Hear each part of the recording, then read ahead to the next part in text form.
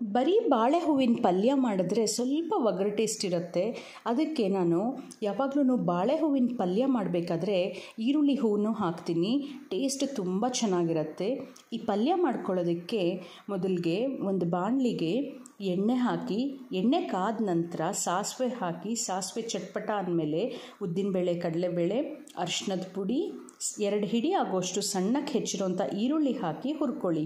ಇದಕ್ಕೆ ಮೊಳಕೆ ಕಟ್ಟಿಸಿರೋಂಥ ಹೆಸರು ಕಾಳು, ಖಾರಕ್ಕೆ ಎಷ್ಟು ಬೇಕೋ ಅಷ್ಟು ಹಸಿಮೆಣಸಿನ್ಕಾಯಿ ಹಾಕಿಬಿಟ್ಟು 1-2 ನಿಮಿಷ ಬೇಯಿಸಿ.